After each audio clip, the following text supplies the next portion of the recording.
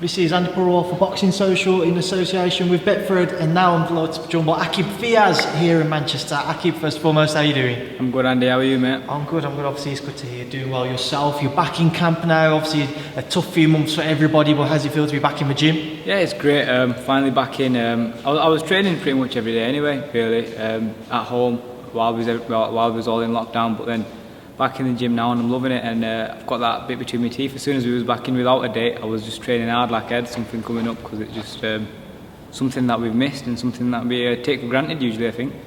You're obviously one of the fortunate ones to have a fight date so soon after kind of our boxing returning in Britain. Talk to me about that first and foremost. How did kind of the talks begin, and when did talks begin for you to face Kane Baker? So they announced it on the Friday, was it, about a week or two ago? Yeah.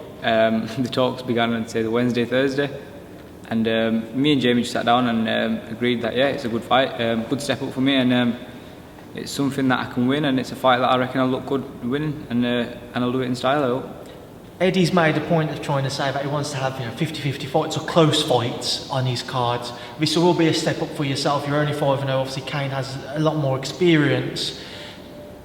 Do you think, obviously, if you are successful, that's going to put in a pressure on you to be in similar fights moving forwards, where it is kind of 50-50 until you reach the level you want to?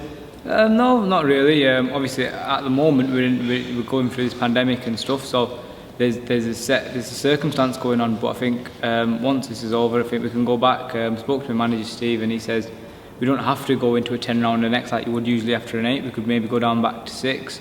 Have a couple more 6, and then then look forward, because I'm only young, I'm only 20 years old, but so I just do whatever they think is best, and I believe I've got the best team, and they'll match me at the right time in the right fights, and if they do so, I'll go all the way.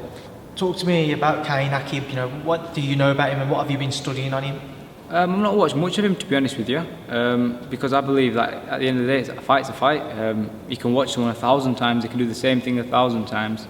But as soon as I get in there, and as soon as I hit him, he might do something else. So it's not. I don't really look too much into that. I prefer to just go in there and see how it is, and learn as you go on, every round and every minute of the fight. As I mentioned earlier on, he's got more experience than yourself in the pro ranks. He does believe that could pay dividends on the night. Do you think it will make a big difference for him? No, not really. I've been match tough from early on.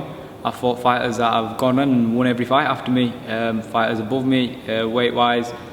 Former champions. I've been down in a fight. I've had it all. So if he thinks I'm inexperienced, then he's got another thing coming, really. So if he wants to take confidence from that, then that's up to him. It's obviously hard to talk about the future as of yet, because we're only just getting boxing back. But moving forwards, if you was to be successful on the 7th, how do you kind of see the rest of the year playing out for yourself? Obviously, we'll still, like you said, it's hard to see, hard to think what's going to happen. But yeah, it would be very nice to get a couple of fights. And I've already had one this year in March, a good win, and to have a second one while everyone else is waiting, I feel spoiled, really. So I'm not too fussed. Just see how things play out. I'll be in the gym and I'll be ready. Obviously, I've just witnessed a sparring session between yourself and Carl. I think Carl's just nipped to the loo, thankfully, because of the events that unfolded in the interview I just did with Jamie. But what do you take from those sparring sessions, and how key are they, and how important are they, given the stature that Carl has in the sport? Well, he's going to go down as a legend, really, isn't he?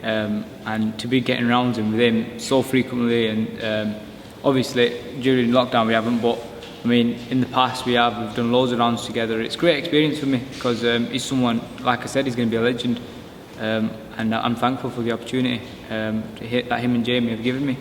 And he's someone that I think definitely he's got so much to his game, and for me to just nick little parts of it in and out of the ring, it's a massive thing, and not many prospects have got that.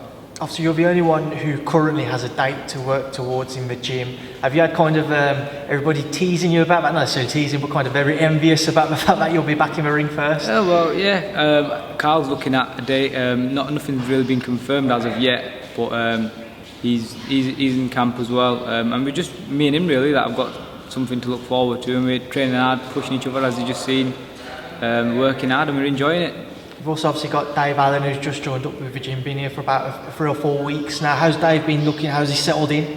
Yeah, he's settling in nicely, like you would imagine. Sorry, there's good banter, and we all have a laugh. Get the ping pong out. We all have a game on that, and yeah, he's fitting in well. And the main thing is, like now, he's coming to the gym and he's got a smile on his face, and I think he's enjoying it. Obviously, we don't really know, but if he's enjoying it, then that's a dangerous fighter, I think. Aqib, we will leave that there now, then I will leave you to shoot off to enjoy the rest of your day. It's always been a pleasure to speak to you. Thanks for speaking to Boxing Social. Nice one.